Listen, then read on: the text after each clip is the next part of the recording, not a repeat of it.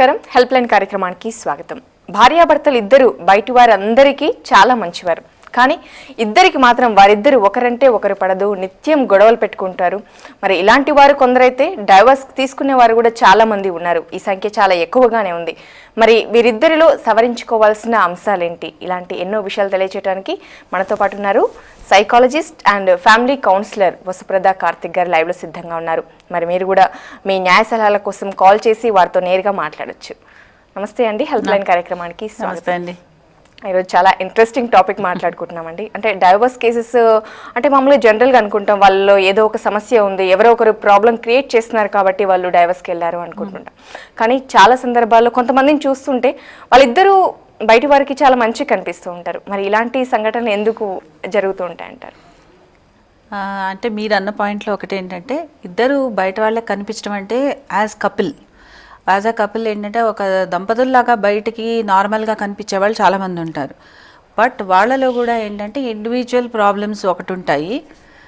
మనకి ఇక్కడ ఇంపార్టెంట్ విషయం ఏంటంటే ఇండివిజువల్గా అంటే వీళ్ళు యాజ్ పర్సన్స్ ఇండివిజువల్ అంటే ఇద్దరు భార్య కానీ భర్త కానీ అసలు ఎక్కడా మనం తప్పు పట్టేటట్టు కనిపించకుండానే ఉంటుంది. కానీ బట్ వీళ్ళలో రిలేషన్షిప్ ప్రాబ్లమ్స్ కూడా ఉంటాయి. ఓకే, సో ఇవి మనకి ఎందుకు జరుగుతాయంటే అవి మనం అర్థం చేసుకోవాలంటే చిన్న చిన్న విషయాల దగ్గర నుంచి పెద్ద విషయాల వరకు ఇండివిజువల్గా వీళ్ళవి అన్ని ఐడియాస్ బాగున్నా ఇంకొక మనిషితో రిలేషన్షిప్లో ఉన్నప్పుడు ఎక్కడో మార్పు వస్తుంది. సో దాంతో ఏమవుతుందంటే రిలేషన్షిప్ అన్నది మెయింటైన్ చేసుకోలేరు. అండ్ దీనికి ఆపోజిట్ మనం ఆలోచిస్తే ఏంటంటే ఒక్కొక్కసారి కొంచెం ఎప్పుడు తరచూ చిన్న చిన్న ఆర్గ్యుమెంట్స్ పెట్టుకోవడమో లేకపోతే పోట్లాడుకున్నట్టు కనిపించే దంపతులు యాక్చువల్గా వాళ్ళకి కోర్ లెవెల్లో వాళ్ళ రిలేషన్షిప్ బాగుంటుంది. ఇలాంటి రెండు ఆపోజిట్స్ కూడా జరుగుతుంటాయి అన్నమాట మనకి. బట్ మెయిన్ కన్సర్న్ ఇప్పుడు ఏంటంటే సోషల్గా అంటే సాంఘికంగా మామూలుగా చూడడానికి ఫ్రెండ్స్ మధ్యన తిరగడానికి వీళ్ళందరూ బాగానే ఉన్నట్టు అనిపిస్తారు. బట్ ఇండివిజువల్గా పర్సనల్ రిలేషన్షిప్స్ ఎందుకు ఉంచుకోలేకపోతున్నారు అన్నది ఇవాళ మనం యాక్చువల్గా మాట్లాడుకునే ముందు చాలా మంది కాలర్స్ కూడా వెయిట్ చేస్తున్నారండి. మరి సైకాలజిస్ట్ అండ్ ఫ్యామిలీ కౌన్సిలర్ ఉన్నారు కాబట్టి మీకు ఎటువంటి మానసిక సమస్యలున్నా నేరుగా వారితో మాట్లాడే అవకాశం ఉంది. కాలర్తో మాట్లాడదాం. హలో, నమస్తే అండి. నమస్తే అండి, చెప్పండి మీ పేరు, ఎక్కడి నుంచి కాల్ చేస్తున్నారు? అది మేము నెల్లూరు నుంచి మాట్లాడుతున్నాము. ఓకే, వసుప్రద కార్తిక్ గారు ఉన్నారు, వారితో మాట్లాడచ్చు. హలో, చెప్పండి అమ్మా. మేడం, మా ఆయనతో పెద్ద గొడవ ఉంది మేడం. ప్రతిరోజు గొడవ పెట్టుకోవడం ఏదో ఒక విషయం బట్టి. అంటే ఏమవుతుందండి? ఏమవుతుందంటే పక్కన వేరే కాంటాక్ట్ పెట్టుకునేసి పక్కన వేరే అమ్మాయితో కాంటాక్ట్ పెట్టుకునేది మా ఇంట్లో ఎలాగంటే మాట్లాడుతుంటారు. అది ఇప్పుడు మనకి ఇన్ఫైడిలిటీ అన్నది అంటే ఇప్పుడు వేరే వాళ్ళతో ఇలాగా ఎక్స్ట్రా మ్యారిటల్ అఫేర్ అంటే పెళ్ళి అన్నది వివాహం అన్నది కాకుండా బయట వేరే ఇలా సంబంధాలు పెట్టుకున్నప్పుడు మరి అసలు ఆ లెవెల్కి వాళ్ళు వచ్చారు అంటేనే వాళ్ళు ఏదో బయట ఎంటర్టైన్మెంట్ కోసమని ఇంకో సంబంధం అన్న ఏర్పరచుకోవాలి, లేదంటే ఏదో విషయంలో అది ఇంపార్టెంట్ రిలేషన్షిప్ అని వాళ్ళ మభ్యన పడినప్పుడు ఏమవుతుందంటే ఇంటి వాళ్ళ మీద అంటే తన భార్య మీద మాత్రం ఇదివరకు ఉన్న రెస్పెక్ట్ కానీ ఇదివరకు ఉన్న ప్రేమ కానీ అలాంటివన్నీ ఉండవు. మరి గొడవ పెట్టుకుంటారు. సో దీనికి మీరు యాక్చువల్గా ఏంటంటే మీకు నేను ఒక 1 minute సలహా చెప్పడం కూడా యాక్చువల్లీ భావ్యం కాదు. బట్ అసలు వేరే చిన్న విషయాల్లో మీకు మొదటి నుంచి మీ భర్తతో ఎలాంటివన్నా ప్రాబ్లమ్స్ ఉన్నాయేమో మీరే ఒకసారి ఆలోచించుకోవడమో లేకపోతే ఎవరి సలహా తీసుకోవడమో చేస్తే ఆ చిన్నవేమైనా సవరించుకుంటే ఒక్కొక్కసారి రిలేషన్షిప్స్ మళ్ళీ మారుతాయండి. సో అందుకని ఏంటంటే మీరు ఒక మీకు దగ్గరలో ఉన్న ఫ్యామిలీ కౌన్సిలర్ దగ్గరికి వెళ్ళి తగిన హెల్ప్ తీసుకోవడం అవసరము. ఎందుకంటే ఒకసారి ఇలాగా ప్రాబ్లం వచ్చినంత మాత్రాన సంసారాలు కూలిపోతాయన్నది మాత్రం వాస్తవం కాదు. సో దీన్ని కూడా మార్చుకునే ప్రయత్నం మన తరఫు నుంచి మనం మ్యాక్సిమం చేయాలి. సో ఆయన తప్పు చేశారన్న విషయం ఎంత నిజమో బట్ దీన్ని కూడా మనం ఏమైనా కరెక్ట్ చేసుకునే ప్రయత్నం కూడా మనం 100% చేయాలన్నమాట. సో మీరు హెల్ప్ తీసుకోండి మేడం. ఓకే అండి, నెక్స్ట్ కాల్. హలో, నమస్తే అండి. నమస్తే అండి. మహబూబ్నగర్ జిల్లా పల్లెపల్లి గ్రామం నుంచి మాట్లాడుతున్నాం.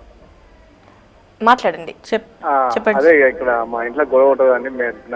మా భార్య మంచిగా ఉంటుంది కానీ రాత్రి కానీ గొడవ పెట్టుకుంటుంది.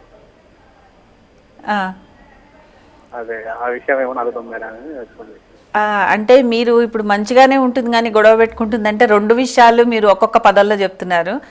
మంచిగా ఉండడం అంటే మిగతా వాళ్ళందరితో బాగుండడమా, లేకపోతే మామూలుగా మీతో అందరూ ఉన్నప్పుడు బాగుండడం, లేదంటే మీ ఇద్దరు కలిసి ఉన్నప్పుడు వేరే గొడవ పెట్టుకోవడం, అలాంటివా? ఏంటి మీ సమస్య ఏంటో కొంచెం క్లియర్గా చెప్పండి. మీరు ఇంట్లో అందరం ఉన్నప్పుడు అందరి దగ్గర ఏం గొడవ ఉండదు, ఎవరు లేనప్పుడు గొడవలు స్టార్ట్ అవుతాయి. ఏ విషయంలో గొడవ పెడతారండి మీరు? ఏమి చెప్పకుండా ఇంకా నువ్వు అక్కడ పోతావు ఇక్కడ పోతావు, ఇంటికి సమయంగా రావు, టయానికి రావు అంటే మనం బిజినెస్ వ్యాపారం చేస్తాం మేడం. టయానికి ఇంటికి రాలేము. అంటే మీపై అనుమానాలు ఉన్నాయా తనకి? మళ్ళీ అది చెప్పగలదు, ఇంకా గొడవ పెట్టుకుంటుంది. నువ్వు టయానికి ఇంటికి రాదు ఎందుకు అంటే మనం టైం అంటే మనం ఉద్యోగమే చేస్తాం, మనం బిజినెస్ వ్యాపారము అటు ఇటు అవుతుంది. టయానికి ఇంటికి రాలేము. ఏం లేదండి, దీన్ని బట్టి ఒక విషయం అర్థమవుతుంది ఏంటంటే మీ భార్య యాక్చువల్గా మీకు చాలా రెస్పెక్ట్ ఇచ్చినట్టు. ఎందుకంటే అందరి ముందర గొడవ పెట్టుకోపోవడం చాలా మంచి గుణం.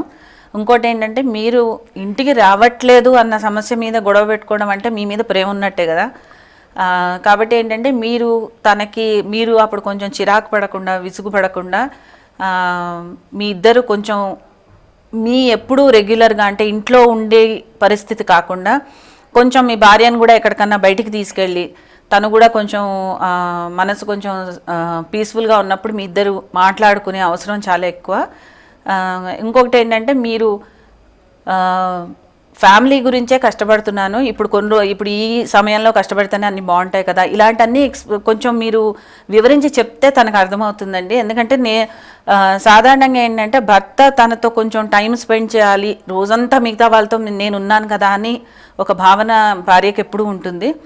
మీరేమో బయట తిరిగి అలసిపోయి వస్తారు కాబట్టి ఏంటంటే భార్య మాట్లాడినా కొంచెం చిరాకు పడే ఛాన్సెస్ ఉంటాయి.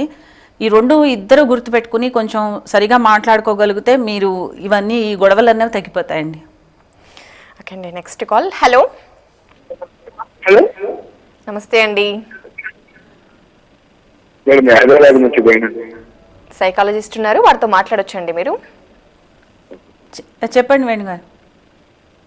మేడం నేను మ్యారేజ్ 18 years అవుతుంది.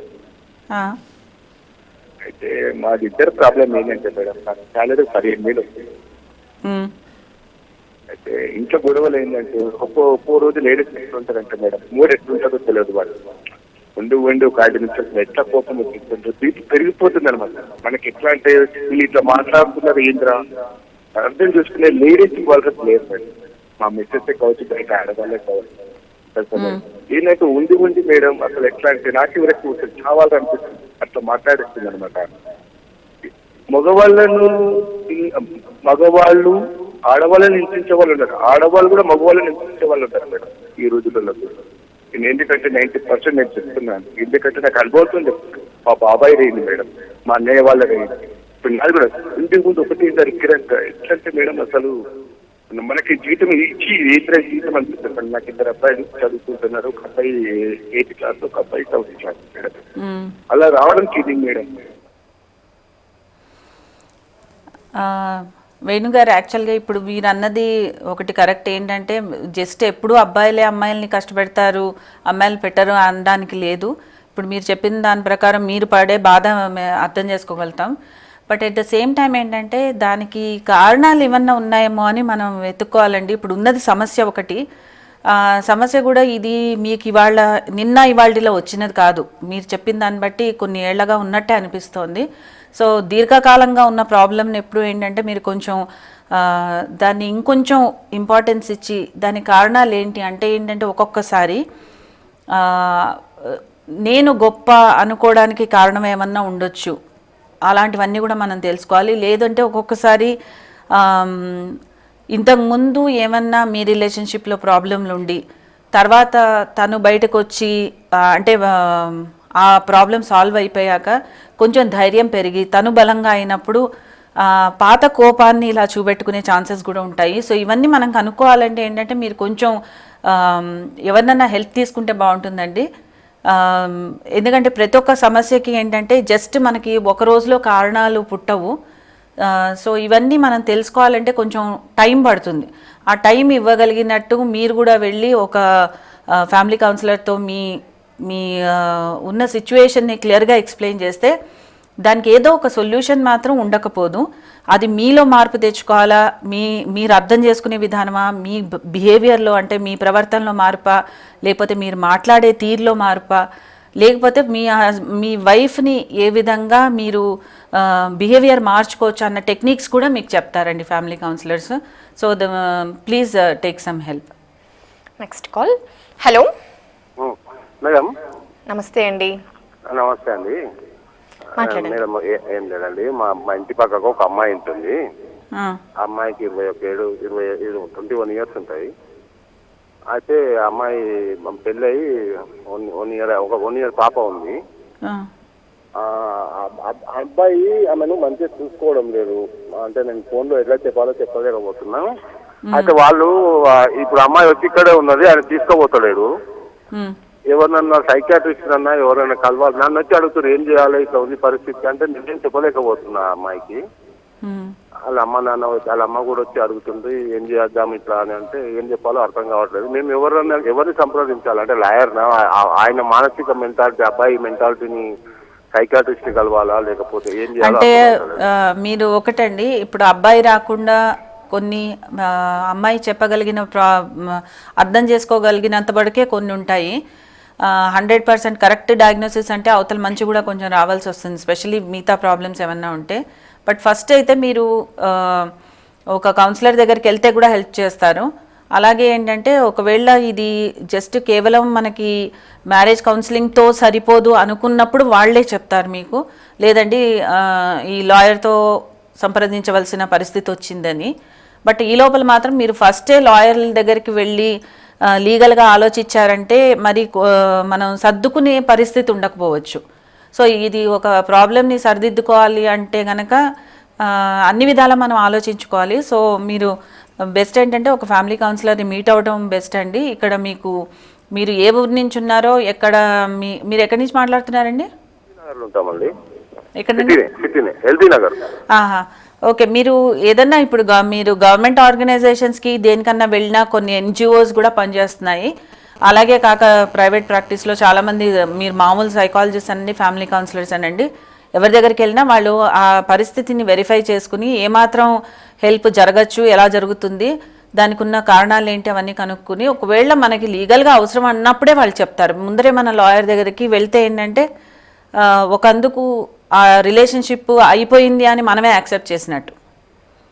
సో అందుకని మీరు అలా కాకుండా కొంచెం మన తరఫు నుంచి మనం ట్రై చేయాలండి. సో అమ్మాయి వాళ్ళని, పేరెంట్స్ని ఫ్యామిలీ కౌన్సిలర్ ఎవరి దగ్గరకన్నా వెళ్ళమని చెప్పండి. Okay. Next call. Hello hello నమస్తే అండి, చెప్పండి. హలో మాట్లాడొచ్చు, చెప్పండి అమ్మా. అది యాక్చువల్గా మా పేరెంట్స్ విడిపోయి 2 years అండి. యాక్చువల్గా నేను చాలా వరకు ట్రై చేశాను. అంటే వాళ్ళ దాంట్లో గురించి మా పేరెంట్స్ గురించి ఆలోచిస్తే నాకు ఎందుకో ఏర్పొచ్చేసి అన్నమాట. అసలు ఉండలేకపోతే ఇద్దరు కలిసి ఉండాలన్న ఛాన్సెస్ కూడా లేకపోయింది. ఇప్పటికీ కూడా ఇప్పుడు ఈ డిసెంబర్ అయిపోతే 3 years అయిపోతుంది. ఇప్పుడు వాళ్ళిద్దరు ఎట్లా కలుస్తారో కలవరో అని అర్థం అవ్వట్లేదు. నాయనమ్మ కూడా జాతకాలని చూపించి కూడా చెప్పారన్న వాళ్ళు కలవడానికి ఛాన్సెస్ లేదు అని. సో ఇప్పుడు సొల్యూషన్ ఏంటనేది ఇంకా డైవర్స్ అనేది తీసుకోలేదు. కానీ నేను ఒక డాక్టర్గా నేను ట్రై చేసి ఇంకా నేను దాంట్లో వెళ్ళట్లేదు. ఒకవేళ వెళ్ళినా కూడా నేను తింటున్నాను అనమాట. అలా కాకుండా ఇంకొకటమ్మా, నీవు యాజ్ అ డాటర్ ఏంటంటే సాధారణంగా మెయిన్ ప్రాబ్లము ఒక డివోర్స్ కానీ సెపరేషన్ కానీ అయినప్పుడు ఏంటంటే పిల్లలు అనవసరంగా వాళ్ళు గిల్ట్ క్యారీ చేస్తారు. ఏదో వాళ్ళు తప్పు చేస్తే వాళ్ళ అమ్మ నాన్న విడిపోయారనో ఇలాంటి భావన ఎక్కువ ఉంటుంది. అలాంటిది నువ్వు పెట్టుకోకు.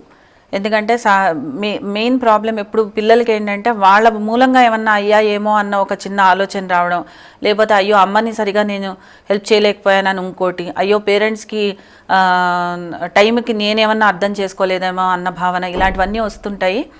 అలాంటివి యాక్చువల్గా కరెక్ట్ కాదు. ఎందుకంటే పిల్లలు రూల్లోనే ఉంటారు. వాళ్ళిద్దరికీ ఇండివిజువల్గా వ్యక్తిగతంగా వాళ్ళకున్న ప్రాబ్లమ్స్, వాళ్ళకి యాజ్ కపుల్ వాళ్ళకి ఏదో ప్రాబ్లమ్స్ ఉన్నాయి కాబట్టి వాళ్ళు దూరంగా ఉందామని డిసైడ్ అయ్యారు ఇప్పుడు ప్రస్తుతానికి. కలవడం అంటే ఏంటంటే వాళ్ళిద్దరికి ఇష్టమైన నాడే కలుస్తారమ్మా. పక్కన వాళ్ళు చెప్పితేనో లేకపోతే మనం భయపడిస్తేనో మనం కన్విన్స్ చేస్తేనో అవ్వరు కదా. సో దీని గురించి ఏంటంటే వాళ్ళు కలవాలని అందరం డెఫినెట్గా అందరం అదే ఆలోచిస్తాము. From our side also it's the same. కానీ నువ్వు మాత్రం ఇలాగొద్దు. ఫ్రమ్ యువర్ సైడ్ నువ్వు ఎంత కరెక్ట్గా ఉంటే నువ్వు మీ ఇద్దరు పేరెంట్స్ని సుఖపెట్టిన అమ్మాయి అవుతావు. అంటే ఇన్ టర్మ్స్ ఆఫ్ ఫోకస్ చేసి చదువుకోవడం, నీ కెరియర్ని ఫోకస్ పెట్టుకోవడం, ఇవన్నీ. ఎందుకంటే ఒక బాధ గురించి దాని గురించి ఆలోచిస్తూ నీ లైఫ్ పాడు చేసుకుంటే మాత్రం అది అమ్మ నాన్నకి హెల్ప్ చేసినట్టు అవ్వదు.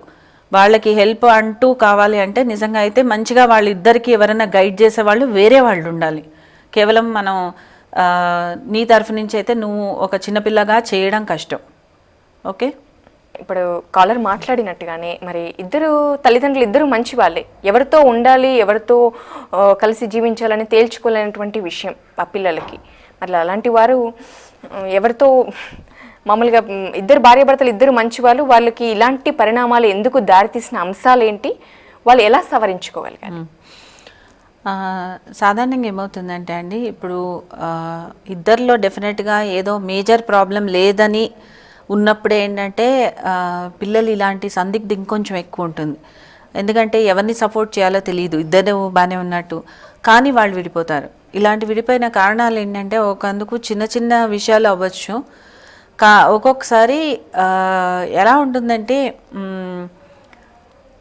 అన్నీ మంచిగా అనిపించినా సంహౌ పర్సనల్ రిలేషన్షిప్లో ఏమవుతుందంటే వీళ్ళకి కొంచెం చిన్న కనిపించకుండా ఈగోలు ఉంటాయి.